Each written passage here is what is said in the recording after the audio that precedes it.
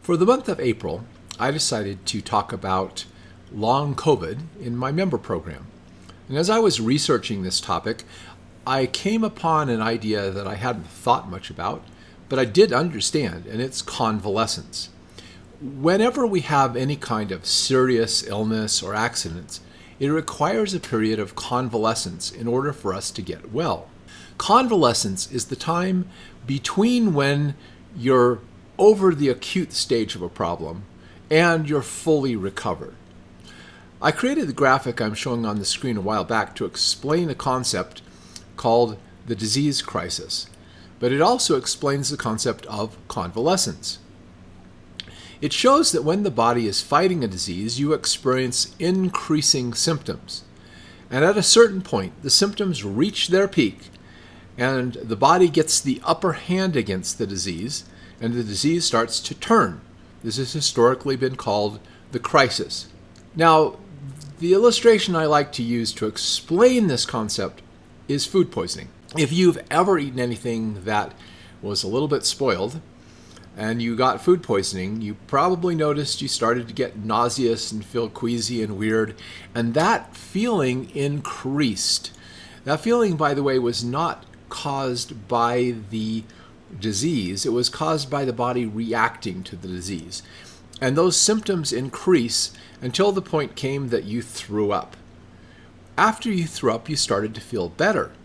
The throwing up is the disease crisis, the moment at which the body mounts a sufficient response in order to begin the process of recovery. But you're not fully well after you throw up. You need a period of rest because you're kind of tired and weak before you get to feeling back to normal. It is this winding down period that we call convalescence. Now, why is convalescence so important after a serious illness like COVID? Well, there are two primary reasons. The first is that the body uses inflammation to combat illness. The inflammation has a function of activating the immune system and isolating the area until any toxins or poisons or whatever can be removed from the tissues. And the worse the inflammation, the more damage the inflammation does to the surrounding tissues. So, you need time for the inflammation to reverse after you've been ill. Now, there's a second important reason why convalescence is necessary in an illness, and that is because any kind of serious illness is going to make you stressed. And this is particularly true for an illness like COVID, where people are feeling nervous and scared about all of the news and everything that happened surrounding COVID. That upsets your nervous and glandular system. It's kind of like a mini trauma, and there's sort of like a mini post-traumatic stress disorder that takes place until your nervous system and your hormones resets to normal. Now, at one time, modern medicine recognized the need for convalescence. Hospitals allowed people to stay longer in order to fully recover for an illness before they were sent home. There were also historically places where people could go to get continued care under medical supervision, and these places were known as sanatoriums. Now, of course, in modern times, hospital stays have been shortened in order to cut costs. Today, as soon as a person is stable, or as we're talking about here, the crisis is past, they're discharged and sent home. I remember this happened to me when I broke my thigh. Within 2 days after the surgery, the hospital was kicking me out, and even though I was still struggling to walk, so it was a very good thing I had family to take care of me during that period of convalescence. So, in addition to sending people home quickly after the crisis or the danger is past, most people don't know how to convalesce. They don't know what they need to do to take care of themselves to fully recover. And often they try to return to work and their normal daily routines too quickly.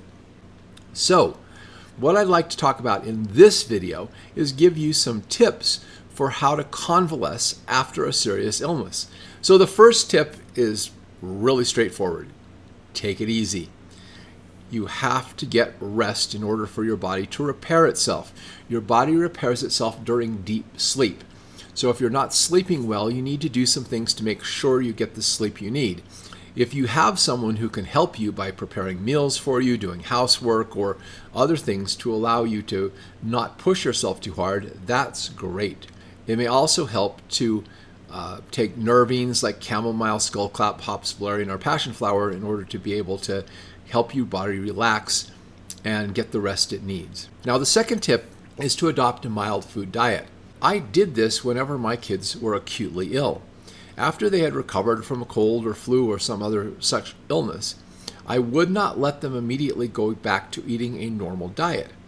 I kept them for a couple of meals on what we call mild food, which is primarily fruits and vegetables, preferably steamed or lightly cooked vegetables. You may also include some of the mild, less allergy-forming grains such as rice or millet, or perhaps some fermented dairy like yogurt or kefir.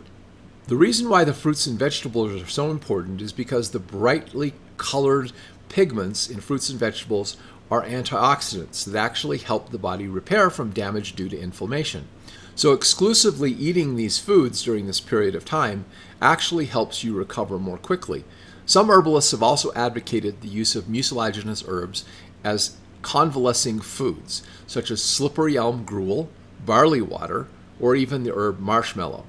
Now, the last tip for convalescence is this. If the illness has left you emotionally disturbed, you need to get some help from loved ones and friends. And if this is not available, perhaps some professionals. Illness can be traumatizing, so you need to work through the trauma as part of your healing process. Again, it could help to take some relaxing nervines like hops, valerian, skullcap, or passion flower. But also helpful could be nourishing adaptogens such as ashwagandha, holy basil, or cordyceps, especially if these are taken regularly for several months. If depression is a problem, mild mood-elevating herbs may also be helpful, such as rosemary, mimosa, or St. John's wort. In today's world where people are under constant pressure to get back to work, we need to remember healing takes time. And when it comes to convalescence, there are no quick fixes.